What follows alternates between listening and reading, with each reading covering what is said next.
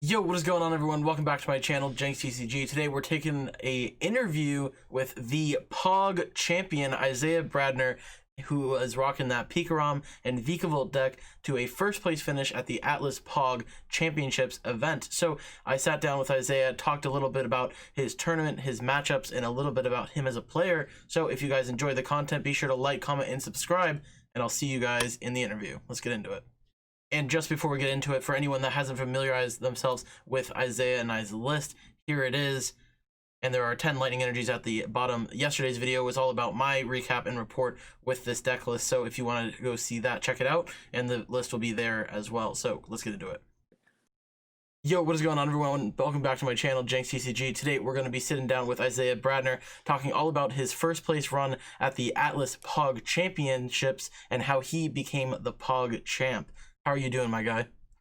I'm doing great, Will. Thanks for having me on the channel. No problem. So, obviously, you just took down this huge international event that happened over the past weekend. How are you feeling initially after coming off the event? You know, I really felt great coming off of the win there. It's my first real, even though it was an online event, it was my first win in the Masters division, so that was really exciting. And then, in addition to that, I had been testing pretty much constantly the week leading up to the event, trying to find the best deck, trying to find the play. So it really felt great to have that pay off in the event. Yeah, and for sure. And of course, obviously, we can't have the online event or in-person event, so it's really cool that Atlas was able to put on an event like this. Sure. And obviously, you had that day 2 invite going in. But before we get into the tournament, let's get some info on you. How long have you been playing, and what are some of the accomplishments that you've achieved with your time in the game? So I've been playing for, I think it's 4 years now. I started back in 2016. Philadelphia Regionals was my first event. Started way back in seniors. I have been playing, as I said, 4 years. Did pretty well in seniors. Won a couple regionals. My final year in seniors, I won the North American International Championships. And then in my first year in Masters, I was able to place top 4 at the Atlantic City Regionals, top 8 at the Knoxville Regionals. I made a couple of their day 2s. And then recently, as we've talked about, I won the Atlas POG Championships this weekend. Yeah, and that's awesome. Seeing a consistent trend, always playing the Pikarom and other cool decks. Obviously, we're in the same testing group, so we've obviously been together for a while. And yeah, so with that out of the way, let's talk about the POG Champ, you and your deck. How did you decide on this Pikarom deck? All right, so it was a real process. At the start of the format, I was pretty much in the same boat that everyone else was in. I think that after they saw me win with Pikarom, a lot of people assumed that, Pikarom had been where I was at the entire time, that I was always going to play Pikarom, but I was in the same boat, as I said, as everyone else was. I thought Pikarom was an absolutely horrible deck for this Atlas POG Championships. I thought that Scorch and Eternatus were going to be horrible matchups, that Pikarom was just never going to be able to keep up because they had so much HP and they did so much damage. I didn't see how Pikarom could keep up with that raw power. So at the start of testing, I kind of pushed the deck aside. I thought ADP is going to be too fast, the other deck's going to be too powerful. But after a few days of testing, Justin Macari, never failing to try Pikarom, he came back and kind of beat up me and some friends when I was playing Scorch and they were playing Eternatus, and that kind of got my mind thinking. I was like, hey, maybe this Pikarom deck could be good. So after Justin kind of took us to town, I revamped the list. We still had the list. It was built like the last format list with a heavier tag call engine, no Jirachi. I revamped it out over a few days of ladder grinding. I put in the Jirachis. I put in the new Vikavolt. We had one Vikavolt in, but that was staying in the deck. It was very good over the few days. So it wasn't that much different from the old list, but I changed it to the Jirachi version and we began grinding it for a few days. I still wasn't really convinced. I still wanted to play ADP for most of my testing. I just thought it was so consistent and powerful. I didn't see what could really beat it. But after day 1 of the POG Championships, a lot of my friends actually played my ADP list and did not make it through. So that really discouraged me off the deck. I thought, if these players that are just as good as me can't make it through day 1, how am I supposed to do well to day 2 with this deck? So that night, I sat down with Justin Macari, Mustafa, and then Ricky Gao, and we really grinded Pikarom the entire night pretty much. We started with the base list. We changed 2 cards to get it where we played for the event, and I'm really happy where it landed. I wouldn't have changed a thing looking back on the event, I don't think. I think the list was perfect, and I think it had pretty well-rounded matchups all around. Yeah, and obviously people, like they do every event, sleeping on Pikarom, like you said so yourself. It's always crazy how that seems to be a common theme with the deck. You know, people respect it so much as a deck, and then all of a sudden it falls off. People stop talking about it, then people win with it again, and it's like, oh, Pikaram's back. Is it going to be good next format? And then the cycle continues. So yeah, obviously this is very cool. And as someone that tests with you along all the time, not surprised with that story at all. You know, you decide on a deck late at night. It's the classic. And yeah, with that aside, getting into the tournament itself, had to wake up super early. You woke up pretty late for the event. Tell us about your matchups, how the day went, and yeah, stuff like that. Yeah, so before we actually get into the matchups, I want to say, like you said, huge shout out to my mom. She came down at, I think, 7 to wake me up, and then I fell back asleep instantly, and so she came back down at 8 to wake me up again, which was, as you said, 30 minutes late for the event, but luckily there were issues, so I was still able to get to the event. I would not have been able to play and have success if it weren't for her coming and waking me up not once but twice so I could play in the event. But starting in round 1, I played against a well-known player, Celios Network. I knew him going in, and so I was a little bit disappointed to hit a friend, someone that I knew round 1, but it was Senna Scorch, a matchup that I was pretty confident in. Round 1, I searched my deck with Quickball and saw that both of my Prism Stars were prized. So Tapu Koko and Thundermember were not going to be in my deck for the first game. I was like, oh great, here we go. What a way to start a regionals. But he ended up having a pretty rocky start. I was able to get a huge lead with Full Blitz. I went on to the Raichu. I locked him for a few turns with Stamp with Paralyzing Bolt, and then I killed his Senna Scorch, and it was pretty much over. Game 2 was almost the opposite. I had a okay start. I got off an early Pikarom onto my Raichu like I want to do, but I think that in Game 2 he actually was able to exploit his Electrode. I'm not positive about this, but he played Electrode in his deck, and so I think it was that got him a huge lead on his Senna Scorch. He had like a 10 energy Senna Scorch, and then I could never find Reset Stamp, so he just got way too far ahead. And then in Game 3, pretty much the same thing as Game 1. I led Vikavolt and I slowed him down a little bit, and then I went into the Pikarom. After I knocked him out, I was at an advantage in the prize trade, and then I just picked off with the Dedenne and a Crobat to win. So nothing too hard there. I think that Senna Scorch it's a little bit favored for Pikarom. They really have to draw pretty well to keep up with their constant pressure, and like most decks, item lock really slows them down. That was the big story of the weekend. The Vikavolt V was the MVP of the entire deck. Just being able to turn 150 and item lock in a format that relies so much on switch can really slow down your opponent and let you have a lot of time to build up. So that was a pretty easy round 1 from there. Going into round 2, I hit probably the best matchup for this deck, Baby Blounds. I went in with Vikavolt and then Quaking punched him to death, and I set up checkmate with Tag Bolt, much like you did on stream in the final round, actually against the same player. Kind of unfortunate that he hit both of us in the tournament. But yeah, there's really not much to say about this matchup. It was a pretty easy 2-0. You just go in with Vikavolt early, set up a Tag Bolt, you literally manually attach 6 energy to your Pikarom, and they have absolutely nothing they can do about it. So pretty easy winning against Blounds in round 2. Round 3, I hit Mewtwo Malamar. Was a Japanese player, so I wasn't really sure how this matchup was going to go, but it turned out that his deck wasn't amazing against mine.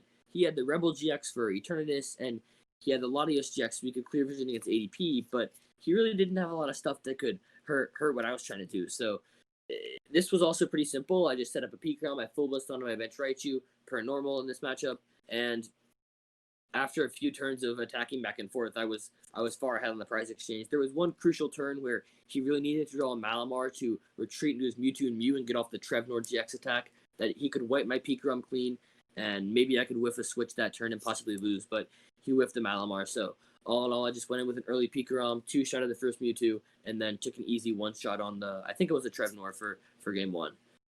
Game 2, it was not even close at all. He chose to go first and then attach past. I got the turn 1 Paralyzing Bolt off, and that was pretty much the entire game. I just kept using Paralyzing Bolt for a long time. I went up 4 prize cards, I think, and then I used Raichu to one-shot a Gengar Mimikyu for the game. So this game, unfortunately, wasn't as competitive, and that can happen sometimes with the deck, as I talked about.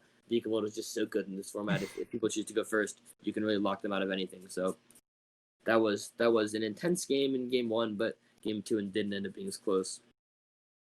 In round 4, I was excited when I saw the pairings because I hit yet another Blacephalon, but as I looked closer at the list, it was not going to be as easy as I expected. He was actually playing the interesting variant of Blacephalon. This was a Japanese player, Yoshi. He's pretty well known. He was playing it with Reshizard and Victini V. So while the normal matchup is pretty free because they can't deal with Vikavolt, he actually had a lot of outs to deal with my Vikavolt, which made it quite annoying. In Game 1, I went with a normal strategy. I led with my Vikavolt V. I started punching for 50, but my Vikavolt actually died pretty early, to his Victini V, so I wasn't in a great spot. I then went in with the Pikarom, blitzed onto my other Pikarom, and he then immediately knocked me out with Blound. So I was down, I think, 2 prizes to 5, and all that I could do at this point was I stamped him to 1, I bossed up his Blacephalon GX he benched the previous turn, and then hit it for 150 with full blitz. What this did is it didn't knock out the Blacephalon, so he didn't have Oricorio's, what is it? I think it's Dance of Tribute, is what the ability's called. So he couldn't draw 3 cards off the stamp. He only had 2 outs, and luckily for me, he had to discard all his fire energy with his attack on the previous turn, so he had none to Hearth for, and then he didn't draw one of his last fire crystals off the stamp to 2. So I was able to hit 150, put 3 energy on the active, and then tag bolt the active, and then benched Oricorio GX for my last 2 prizes. In game 2, I once again led Vikavolt, but he ended up drawing pretty well and got the turn, I think it was turn 3 knockout with Victini V, which was actually a huge change of pace in the game. If he hadn't gotten that, then I would have been way, way ahead. So he got the huge turn 3 knockout with Victini V. I missed the full blitz kill on that, and then from there I was just way too far behind. I think he took a 1-shot with Blound, and I tried to stamp to 1 Vikavolt V, but eventually he drew the fire energy to Blound and knocked me out of it. So that game didn't go as well for me as the first one. Obviously, his Victini V put in a ton of work, and then after getting the 1-shot, the Blound just pretty simply cleaned off the game. Going into game 3, I was obviously pretty nervous. I got to go second, which was good for me, but this game he took a completely different strategy than any of the other games. He actually went straight for his Reshizard, so he went attached to it turn 1. I missed the turn 1 item lock, and he was able to get a 4 energy Reshizard that was really threatening my entire board on turn 2, so I couldn't go into Vikavolt. I just went into Pikarom and blitzed onto my Raichu, and he ended up getting the he ended up just knocking out my active Pikarom with, I think, the Blound, and then the next turn he hit he went in with Reshizard, knocked me out, and there was nothing really I could do about it. I didn't have enough energies in my Raichu. In Raichu, I only had 3, and then I couldn't find my Thunder Mountain or Cocoa Prism, and so I could never get off the 5 energy attack. I think all I could do was just paralyze him and stamp him to 3. But obviously, he was able to draw out of that. So this was my only loss of the tournament. This really weird Blound deck. It was very interesting. I expected it to be a free matchup, but it ended up that Reshizard and Victini V both were able to pull quite a bit of weight in their games. Into round 5, this was the round that I hit I think it was a Pikarom Mirror, but his deck was built a lot differently than mine. As you can see, in my deck, I played Professor's Research as my main draw supporter, but my opponent actually played Volkner. So he was playing the list with 4 Volkner, 4 Tag Call, and the 2 Guzma Hollow to try to get that consistent turn 2 full blitz. Unfortunately for him, this version is absolutely horrible in the Mirror matchup because Vikavolt is really, really bad for that deck. They literally have a supporter card that says, search your deck for a lightning energy. Yeah. And then their item card can't do anything. So I went second. I used my Paralyzing Bolt. He eventually got the knockout, but the rest of the game I just gusted up random tag teams and hit them for 50 because he couldn't retreat them. And then I eventually set up a tag bolt for game. So that was pretty much the story of game 1 and game 2. I just went in with the early Vikavolt. His deck had no way to draw cards. And then I sat there setting on my board, getting my huge tag teams ready while he was just draw passing or maybe using, I think one game he had like a draw and using Bolt on, but it really wasn't very effective. He couldn't do anything while he was item locked. There was no way to draw cards. So I went ahead in that game. That matchup was pretty simple. Next round, so at this point I'm 4-1. I hit a Vikavolt V deck. It was similar to the one that I faced in top 4, except for this. I think this deck, it didn't play Turbo Patch. He had an Absol in his deck, but there wasn't anything really special about it. It was just a pretty much straight Vikavolt V deck. And this matchup, it played out pretty similarly to what you saw in top 4. So game 1, I went in with the early Vikavolt, and I was Paralyzing Bolting, but there was a crucial turn where, because I prized his Aurora in game 1, he was able to gust up my Pikarom and then hit it for 50, almost exactly to what happened in the top 4 match. So I was forced to attach manually 2 times to my active Pikarom, which gave him a bit of a lead in the game. He was able to Paralyzing Bolt, wipe the energy off my Pikarom, and then I had to go back in the Vikavolt and just keep item locking. There was a really crucial turn in the game when, after he knocked out my Vikavolt, I was forced to go in with my other Pikarom. So I went in with my second Pikarom. I stamped him to, I think, 1 because he knocked out a Vikavolt and a Pikarom, and then I knocked him out, putting all 3 energy on active for getting ready for Tag Bolt in the next turn. And then he promoted Jirachi, and he needed to get Tapu Koko, energy, and double power. And he Jirachi'd into research, and then luckily for me, he was 1 power short. So he had the energy, found the Koko, but didn't find the second power. Could have only used Paralyzing Bolt for 220, so he just used Punch, or Paralyzing Bolt for 80 on my Pikarom, setting up the game for him next turn. But I top decked the boss and was able to boss knockout both of his Dedenne. Game 2 wasn't really competitive. He chose to go first, or no, he chose to go second, but he didn't get the turn 1 punch off, so that pretty much destroys all reason you would go second in the matchup. He had no advantage anymore. I had more energy on board. I got the first punch off, and from there, my deck pretty much just has better attackers. That's why the Vikavolt matchup is favored for this deck, because you are basically a Vikavolt deck. You have the consistent turn 1 punch if you want it, but you can just do everything better. You have Zorora, so you can pivot your guys as much as you want. You have the Pikarom, so you have a great finisher, and then you have the Raichu and Raichu as another great finisher. It can do a little bit more damage as Pikarom. So this matchup was pretty simple. Both games I just went in with the item lock, as you saw, as you can see in my top 4 match on stream, and then I finished off the game with a huge tag team Pokemon. Going into the next round, at this point I was, I think, 5-1.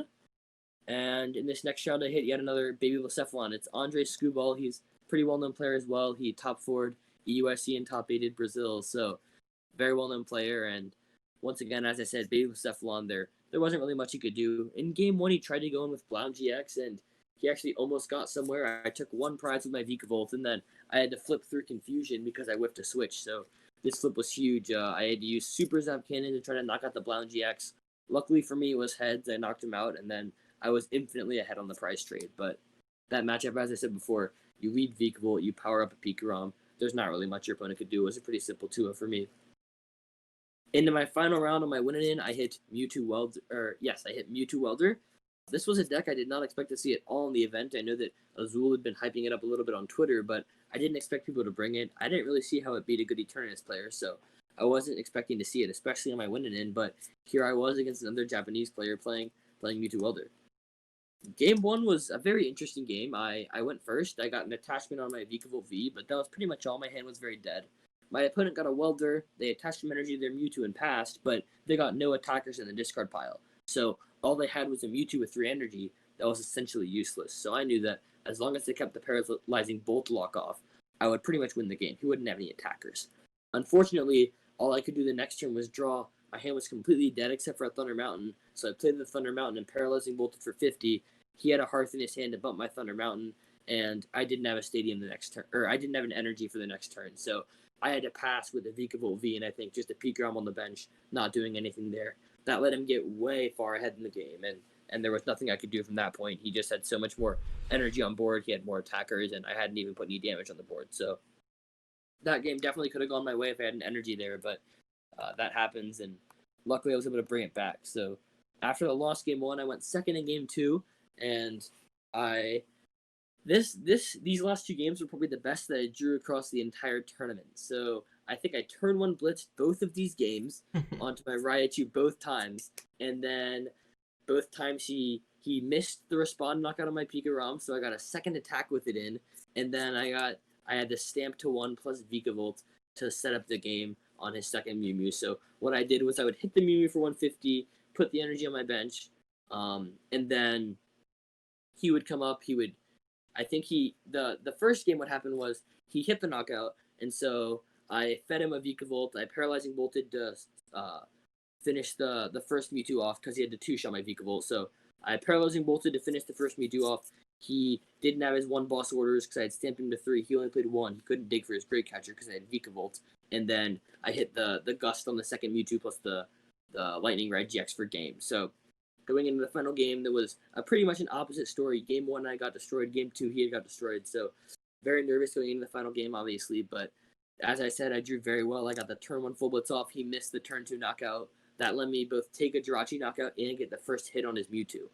This meant that I was extremely ahead in the prize race. I was able to finish off this Mewtwo with my Vikavolt quite easily, and then I had the boss in hand so I could knock out a Dedenne for my final 2 prize cards with Raichu and Raichu. So I was extremely hyped after getting that win. I beat a pretty mediocre matchup. I think it's slightly favored, but it's definitely a hard matchup. They're just so aggressive, and if you draw well early, then they can blow up your huge Pikarom, and you can lose the game. So I got a little bit lucky in those final games to draw as well as I did, but I can't complain. I was moving on to the top 8. Yeah, for sure. And one of the beauties of Pikarom is that it's so consistent. You can have those games where you just kind of pop off and the opponent, if with a slow start or maybe just even a fine start, just struggles to keep up. And then item locks adding to it. And yeah, overall, it sounds like you hit a decent variety of decks in the meta as well. Besides the 3 baby browns, were able to take out the 2, and then the 1 gave you a little bit of trouble. But at this Yep. point, you just ID'd the last round going in at X11. Tell us about that sweet top 8 and how you got to the final victory. Yeah, so as you said, I hit a good variety of decks. Missed.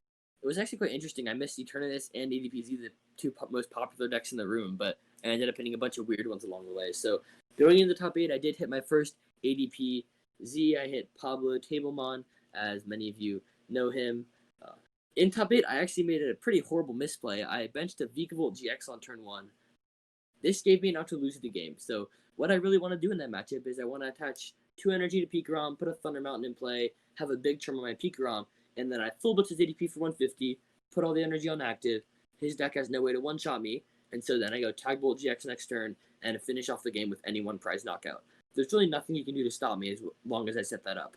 However, in game 1, I benched a Vikavolt V, and then also had to use a Dedenne. So in that situation, it was much better for me to just use the Dedenne, discarding the Vikavolt V. That would have given him what benching the Vikavolt did was it allowed him to go boss on my Dedenne, and then the next turn, if he hit boss on my Vikavolt, he could take 6 prize cards before I could win. So benching that Vikavolt was a pretty large misplay, but luckily for me, the rest of the game panned out exactly as I wanted. I got the turn 2 blitz with Big Charm. I put it on the active. I GX, took knockouts, stamped him to 3, and then because he had to discard his Eldegoss and I think only one of his boss, but he had to discard an Eldegoss, a boss, and a Great Catcher. He ended up whiffing the boss to knock out my Vikavolt V, and I simply had the boss in hand to finish off the game on the Dedenne. So pretty tense game 1. I can't say game 2 is the same way. Game 2, when is the matchup should go for me? I got the blitz with my Big Charm, put the energies on my Pikarom, Tag Bolted next turn, and then simply took one more prize with Vikavolt V. So there's really not much you can do as long as I draw okay in that matchup. Took a pretty easy dub in top 8. Moving on to top 4. As I said earlier, this was the straight Vikavolt V again, another favored matchup.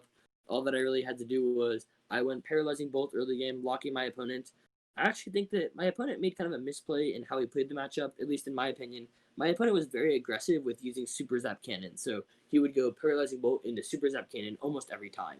And what this did was, while it gave him a prize advantage, it put him so far behind on board state, because he would discard his energies every time he took a knockout. This gave me a huge advantage because his deck really depended on Turbo Patch to get those energy back, so I'm guessing in most matchups, he would be completely fine doing the 190 discard too. But because I had double Vikavolt V, I was able to really punish that play because I turned off his Turbo Patches for pretty much the entire game, both games 1 and 2. In game 1, this was extremely relevant.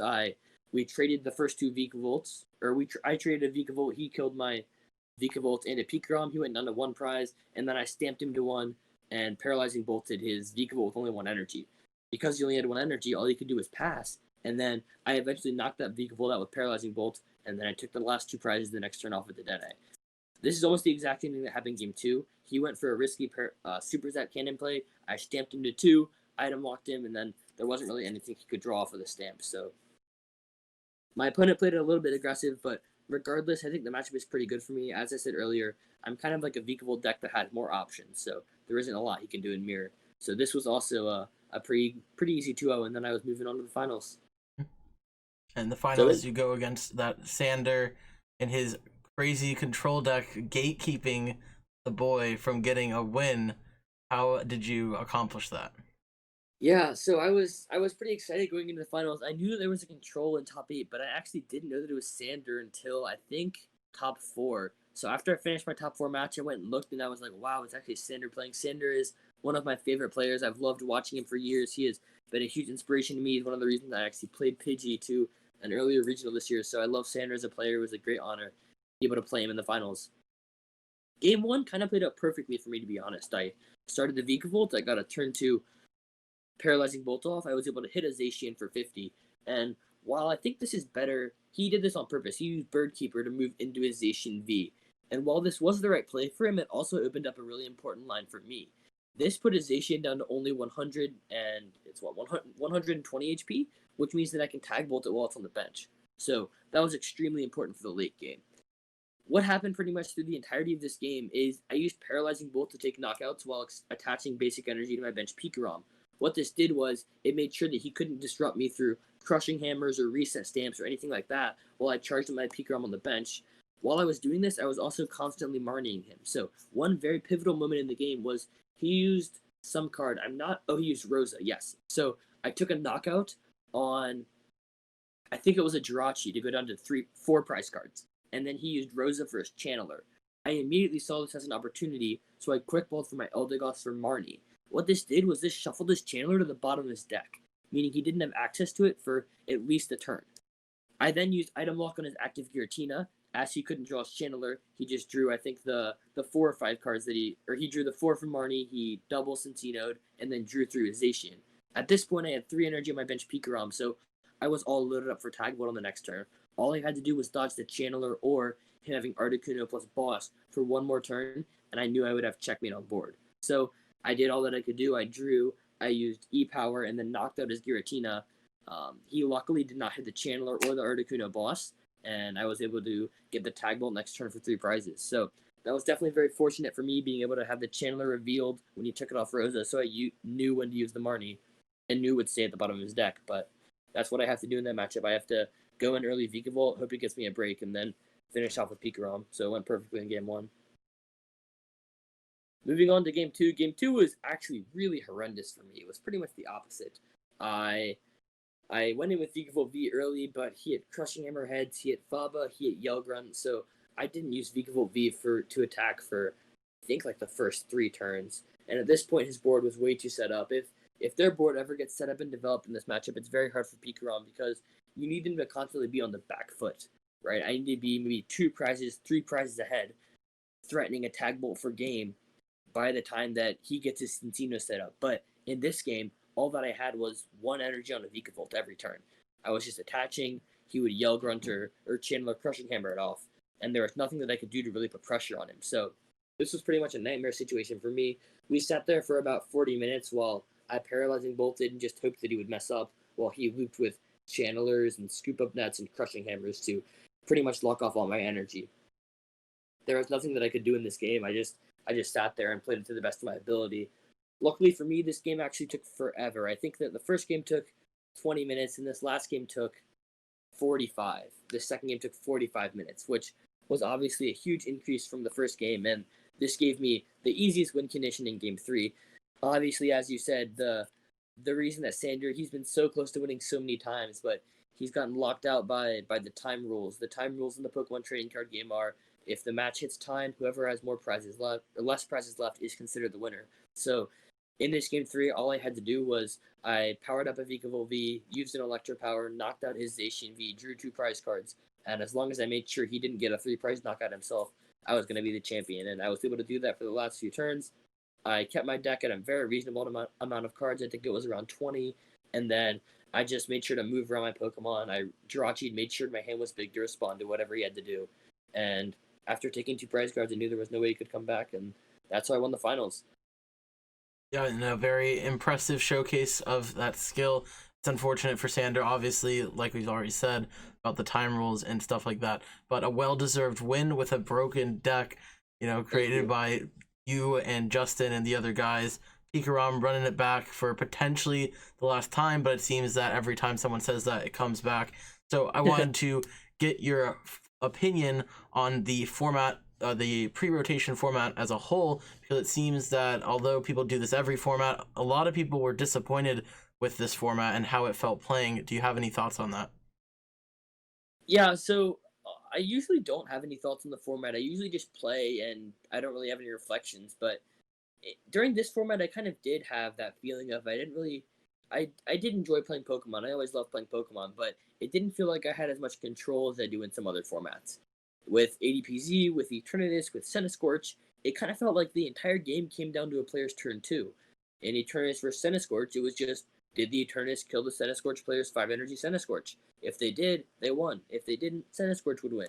In ADP, if they got the turn 1 GX and double gust, ADP wins. If they don't, the opponent wins. So it felt like it was a very swingy game just based on draws, and almost games were decided on turn 2. So that's one of the reasons I chose Pikarom.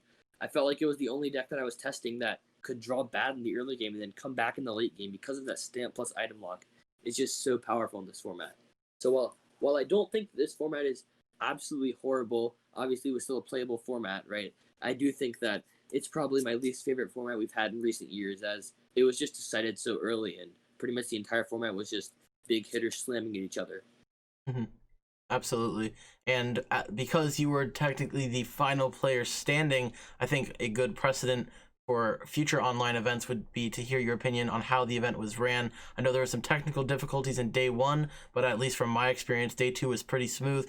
Do you have anything that you would want to see different in online events going forward, or things that you think Atlas did well? Go ahead and talk about that. Yeah, so I actually agree with you. I think the event was run pretty well day two. Obviously, there were some hiccups at the start, but that's going to be expected for pretty much any event. The hiccups were taken care of by the first two rounds, I'd like to say, and then we ran very smoothly. I think that Atlas's Discord, that the system they used through Discord, where they would kind of put the pairings in Discord and then tag everyone, it worked very well, except for the fact that the people were they kind of gave the people too much power. As you saw, if you were in the Atlas chat room, the people could spam constantly. They were constantly confusing each other, and I think that was really just a mess that there was no way that Atlas could avoid, and there was no way they could really expect that. So I think that the system that they used was fine in its design in its entirety, but the reason that it was so I guess it was so hard to use for the event is because people kept joking around and not taking it seriously. So I actually think that their system was decent. The one thing that I didn't like as much is that it was a bit hard to view pairings. There would be times when I would view pairings and I would have to scroll down to find myself. So I don't know if it's possible to make it like table organized instead of alphabetical organized. That's something that I would personally prefer as a player. I know it makes your match easier to find if you're alphabetical organized. So alphabetically organized, sorry. So obviously there is a pro to that, but that's one thing that the only thing that annoyed me throughout the event. But overall, it was very well run. They had actually an amazing stream production. It looked very professional, almost like the Pokemon stream. Obviously, they can't make internet connection better, so there was some glitches through that. But the casters themselves in the stream look amazing. So big shout out to Atlas for that. Yeah, 100% agree. Shout out to Alice for hosting such a great event for the community that was completely free and prizing. Obviously, you walked away with a bag of 500 US, and overall, a great tournament. Despite the hiccups, I think they did a great job. So that's going to conclude the interview. I'm going to go ahead and give you the opportunity to go ahead and shout out or plug anything you'd like to. The floor is yours. Go ahead. Yeah, so first of all, thank you, Will, for having me on the interview. I always love coming on the channel and getting to talk about tournaments or whatever. So thank you for that. I would also like to give another shout out once again to my parents, my mom. She woke me up. My dad, he always supports me. He's always there. He loves talking about the decks and the deck I'm playing for the event. He loves giving me his little nuggets of wisdom that he has on the game. So shout out to my mom. Shout out to my dad. I got a shout out to the boys for helping me test, especially Ricky, Mustafa, Justin. They stayed up way too late with me on Saturday night, testing the deck, grinding the deck, getting the perfect 60. So shout out to them. And then there are countless other people I tested with going up to the event. A few specific shout outs are Joao and Kenny Britton for testing with me going up to the event. And then obviously you, Will. We tested a lot going up to the event. So shout out to everyone. I'm sure there's way too many people for me to thank. I talked to too many people going up to the event. So I can't shout out everyone. But yeah, that's all I got to say. Yeah, bless up for Mama Bradner and Dadner. Facts, So, homies. So that's going to do it for me and Isaiah, guys. I hope you enjoyed the video. If you did, be sure to leave a like, comment, and subscribe. Go ahead and check out Isaiah on all of his social medias to stay updated with him. I know he writes on Team Rocket's Hideout as well as I do, and I know he put out an article for the POG Championship, so I'm sure you're going to be seeing more content from him there. So that's going to be it for us. I hope you guys enjoyed the video. Have a good one, and Isaiah, have a good rest of your night. You too, Will. See you guys.